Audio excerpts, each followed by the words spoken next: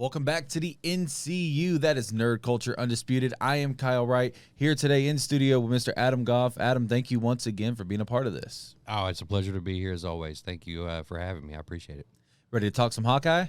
Absolutely. Let's do it. All right, guys. This is a kind of our review of the Hawkeye series. So if you haven't watched Hawkeye, spoiler warning ahead, go watch Hawkeye. Really interesting show. So I want to start by asking you your overall thoughts and feelings on the show as a whole. On the whole, I thought it started off kind of slow, which most of these Marvel series, that have been released on Disney Plus kind of do. But it finished up very, very strong, as most of them have. And I felt like the story arc between Kate and Clint was very well done, showing the evolution of their relationship. Because when it started out, Hawkeye was still. Clint was still jaded and kind of closed off, and then you saw him, kind of really opening up to not just her, but even Yelena there at the end. So it was nice to see the evolution of the character and of both characters and their relationship. And it's when the series starts off and Kate's a young girl and she's watching everything going on in New York with the invasion and everything, and then you kind of see her maturation throughout the show, because it starts off with, her being this hoity-toity, spoiled little rich girl. Right. And at the end of it, you realize that none of that stuff really matters to her. She just wants to do what's right. And I think that's what makes her become so ingrained in Clint's world. I agree with that.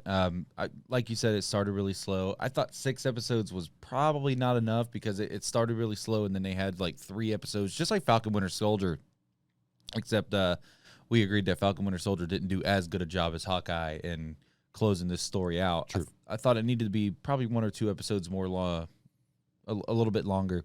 But honestly, overall thoughts, I really enjoyed it. I love Kate Bishop. I love the dynamic that she and Yelena had. I want a spin-off movie of just them two. Right. I just want to put some hot sauce on my macaroni and cheese. Yeah. Just to see what it's like. Just sriracha on the mac and cheese. There you go. I love that. I love it. It was really good. It was really good to see the human side of an Avenger for the first time, I think. Obviously you got a little taste of that in Falcon Winter Soldier, but in this one you really got to see, like, all right, so Clint's going deaf from all of this stuff that's happened to him. And he's starting to have to learn sign language and everything, and it's because he's a human being at the end of the day. He's not super. So these are the real effects of what some of these battles do to like a human level Avenger. And her line to him about being a hero after watching him jump off the roof, her line to him in that last episode was just incredible. Yeah, and like I said, they wrapped it up, I thought, pretty well. I could have gone for another 2 episodes. Yeah. Especially with who they were introducing there toward the end. But yeah, I thought they did it very, very well. And I hope there's a season 2. Yeah, I hope so. I mean, it said season finale, so that kind of leads you to think maybe we're going to get more. Yeah, at least it didn't say series finale. Right, exactly. Very key words. So the next question here we have down, Hawkeye mentions once again in this series to Kate that Avengers Tower has been sold. Tony sold it years ago. Some of the theories would have said that Wilson Fisk, Kingpin, who was introduced here, would have bought this tower. However, feel like Clint would have known that it was Fisk that bought it. So who do you think bought Avengers Tower? Well, we're looking at a Wilson Fisk in this series that I believe is post snap, and he did get snapped away for 5 years. So. You look at where he's standing now in this series, and to me, it felt like he was just trying to rebuild his empire, not only from coming out of prison, but also being dead for 5 years. Right. So I don't know if he necessarily has the clout or the financial backing to purchase something like the Avengers Tower. To me, I feel like we're headed toward a Fantastic Four Baxter building. It's the... for us fanboys, it's the most logical progression that I can think of, because they've not introduced anything like the Baxter Building in any of the movies thus far. So. Right. It's really a perfect transition into that world. I mentioned to you before we started recording, and I think it was Spider-Man Far From Home there when he starts to no. Yeah, Far From Home when he starts to swing through all the buildings, you see the Baxter building and you see I'm sorry, Stark Industries, Right. the Avengers Tower, and you see that little sign there that says 1, 2, 3 question mark. We can't wait to show you what's next.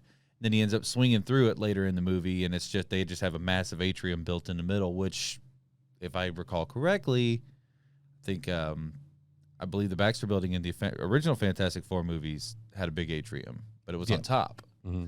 So we'll see. I think the obvious easy answer is the Baxter Building, but like just to kind of throw a little wrench in it here, maybe this is like if the Fantastic Four that we're going to get come from another universe. Maybe they existed years and years and years ago in our universe, and this is Kang Industries. This is like Nathaniel Richards owns this building now, and this is our universe is Kang. Yeah, I mean, if there's anybody out there in our universe that has the financial means to make that happen, it's definitely him. I mean, he's lived, virtually forever. So, right. But I mean, that would be an interesting take on it but again, it would make, it would make New York City the center of the Marvel Cinematic Universe again. Right. And I don't know if maybe that's something that we need to revisit. I feel like we've done enough Earth stuff. Let's take this off planet. Let's get into Quantopolis, because that's where we're really heading, right? Because that's his first appearance as Kang is in Ant-Man Quantumania. Right. So Quantopolis, right. We'll just keep it there. Just thought I'd be a little different with that take. All right, so we're gonna run through 4 different characters that were in this show, and maybe just try to theorize what's next for these characters. Like, where do we go from here? So let's start with Kingpin. You want me to go first? Yeah, absolutely. All right. Whatever. All right. So, of course, Hawkeye ends, and you hear it with, you hear a bullet being fired, right, and then a thud, which leads you to believe that Echo has just now shot Kingpin, more than likely in the face, right? Because he still wears his armor and everything, which would mean that Kingpin is either dead or he's incapacitated. I don't believe that that's the case. I don't think they were going to introduce the Kingpin into the MCU for 2 episodes and a little blurb there at the very end, and that should be done with him. 20 minutes of screen time, and then Kingpin's gone from the MCU in a floral shirt. Yeah, off screen. So I don't think they're going to do that to him. His character definitely deserves more runtime, so I don't think this is going to be the last we see of Vincent D'Onofrio as the Kingpin. I'm curious to see what happens, and I hope we don't have to wait for Hawkeye season 2 to see where this goes. I'm hoping maybe we can catch it in either another series, or maybe we get a little clip in an MCU movie as well. But his whole thing is he wants to save his city. Well, if it's his city, or if it's not his city right now, and he's trying to make it his city, I think you're going to see him play a larger role with New York-based characters. So maybe you do get, a Spider-Man down the road where Kingpin is actually there, or that with Daredevil now coming into the fold with Charlie Cox. So I'd like to see Kingpin reclaim his role as the big bad, because when Kingpin is on and he's doing his thing, he is one of the best villains in that universe. I agree with all that 100%. We know we're getting an Echo spinoff based on the character Maya in the series, which we didn't put here in these what's next for these characters, because we know what's coming next for her. She's getting her own show. We don't know if that's a prequel. We don't know if that's a sequel. But I hope that what happens with Kingpin is that his next appearance is in that show. Like, we get the fallout from that, and it ends up with Maya, a deaf character, working with Daredevil, a blind character, because I guess we're still doing spoilers for No Way Home, but Daredevil shows up in that movie. We get Charlie Cox, and so hopefully, or Matt Murdock. We get our first appearance of Matt Murdock in the MCU, and it kind of seems like that's a perfect dynamic. They work together in the Netflix series. They're incredible in that, and why not just spin it off into something from the comics where those two work together as like two two people with like physical disabilities, and it's a great team. And you can still do your Disney Plus woke thing with two people with disabilities working together. Well, I don't necessarily think of either of them as being like a woke kind of a situation in this. I mean, Daredevil was always kind of balked at in the comic book world, because they're like, oh, it's a blind guy, and he's doing all these things and blah blah blah. And he was always kind of lame in the comics. Like, he didn't really have he had a cult following, but he never really had a huge following until that Netflix series, and it kind of woke people up to use that word. It woke people up to just how dark and gritty Daredevil was, because he is just one of us. He's just got heightened senses. So I don't necessarily think it's a woke thing between the two of them, but it would be an interesting dichotomy to see a blind person and a deaf person working together. So be a good dynamic. Absolutely. So we talked about this a little bit before our recording, but what's next for Yelena? I hope there's a lot more. I enjoy seeing her on screen. She's easy on the eyes. She's obviously funny. She's very entertaining. She is. She's super entertaining. And, when she's doing the whole, making fun of people doing the whole, what does she call it? The superhero. The poser thing. Yeah. And so, I mean, we've even seen, her character in Black Widow, portray that humorous side to her. So, I mean, and the MCU has always been a very comedic centric kind of universe. Right. So it's enjoyable to see her on screen. I'd love for her to potentially join either, if they do a West Coast Avengers, or if maybe they did, like the Thunderbolts. The Thunderbolts would be huge. We were talking about that too. Right. So, the Thunderbolts, there's obviously different iterations throughout the comics, but, one of the more popular ones was, General Ross is Red Hulk.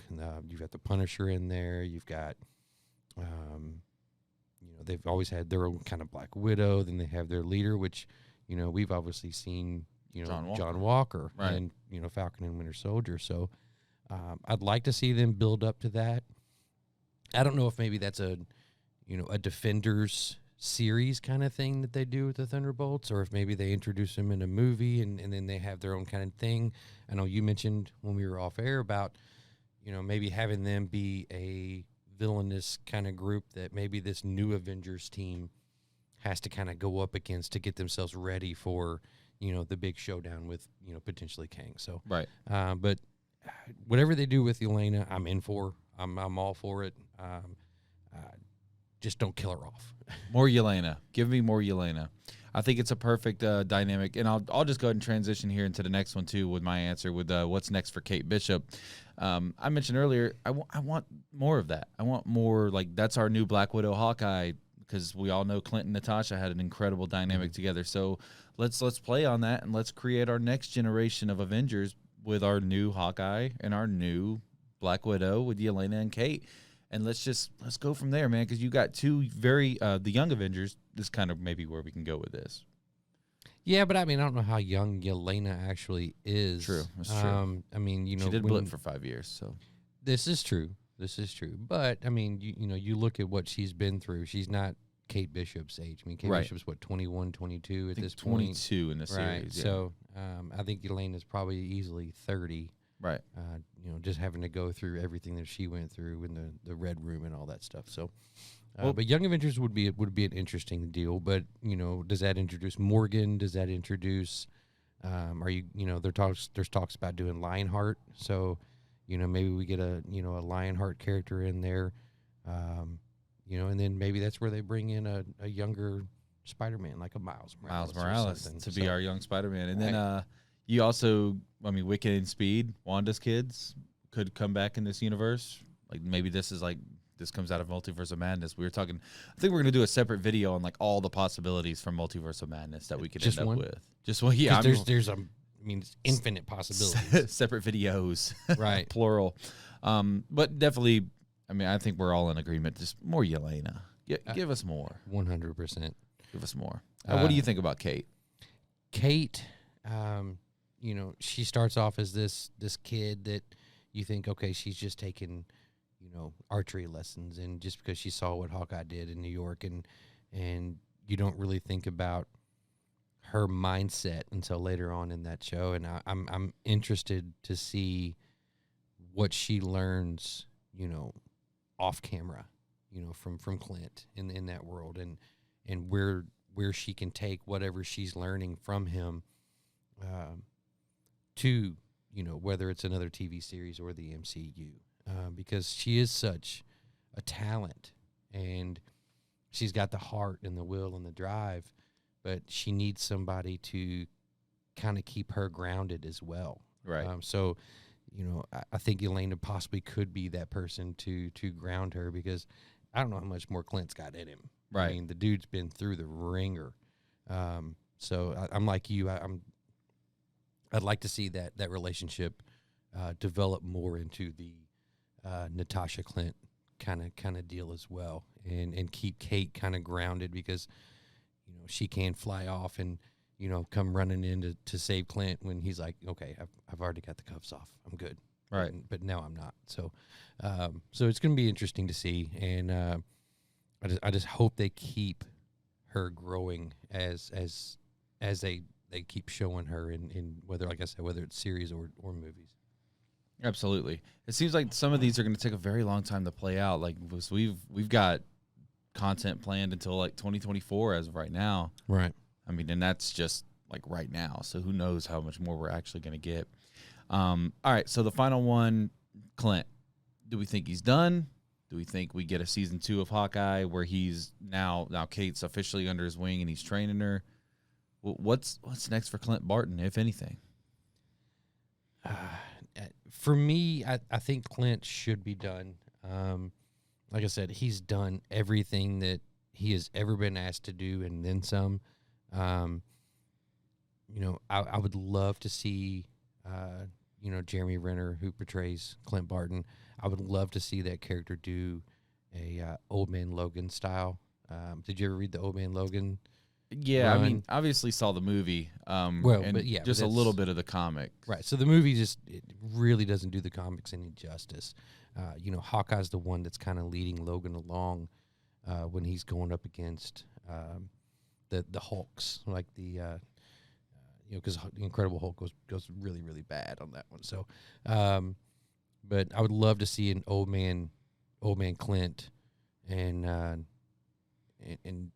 really kind of take maybe not Logan, but maybe somebody along those lines that is older like he is, but they need him for one last hurrah, and then maybe that's the way Clint Barton goes out, and he goes out doing. He's seen his family being raised. His wife's taken care of. Who knows who his wife is? I mean, she's like Agent Mockingbird, right? Is she Mockingbird, or is she Agent 19, which is a different name? I don't know. But I would love to see Clint go out on top doing what he does best, and also have seen him, raise his kids and protect his kids and do what's right by his family, which is what he's wanted to do from day one. So maybe maybe his daughter becomes one of the Young Avengers. Maybe because he's teaching her archery before she blipped. I mean, There's another possible thing to go off on. I don't think I'm okay if this is the last time we see Clint Barton. I need more of a ceremonial exit, if that makes sense. I'm not saying he has to die, but like Cap got his happy ending, right? We saw Tony Stark give his life. Natasha got her not happy ending, but she went out doing something that mattered. Mm-hmm. So I feel like if Clint goes out and she's officially trained and like she officially takes on the Hawkeye moniker, cool. But they teased it at the end of the season. So I'm imagining that we're going to get a season 2. He's going to train her. He's going to officially give her the Hawkeye moniker, and he's going to retire. And I think that's the retirement of Clint Barton that I want to see. Yeah, he's done right by Kate, and he's done right by his family and all Yeah. that. So similar things. Like I said, just selfishly, I would love to see him in an Old Man Logan type role, where he's just this badass that doesn't care about anything else anymore, because he knows that everything else that he's got going on is taken care of, and he's good to go, and he's just going to just start being relentless. So I want that for Tobey Maguire, old man Spider-Man. I would love to see that. Well, I mean, overall, though, I mean, the show was interesting. It gave us a lot to talk about in the future. Where does this rank as far as your Marvel MCU shows? Like, I know I didn't put that on here, but to me, WandaVision's still the best one. To me. Yeah, WandaVision was good. I think Falcon and Winter Soldier is probably last for me. And this one, Hawkeye's probably up there with the WandaVision series as far as, entertainment and what it could possibly mean for the future. Because that's what it does for me is like, I feel like these shows should be, they should have their own story, obviously. But I feel like these shows should be setting up the MCU to get to, a finality, right. And they're bridgers, right? They fill in the gaps, and I feel like that's what these shows should be about. And I think Hawkeye did its part, and they get introduced a lot more for us to think about, obviously, because we're talking about it right now. Yeah. So yeah, I'd say it's up there with WandaVision. WandaVision and Loki. I feel like I love Loki. But all right, so let's end this video. Hey guys, thank you so much for watching. In the description, we've got a new merchandise line called the Representation Line. Go check that out. Support us any way you can. And until next time, always remember to nerd out.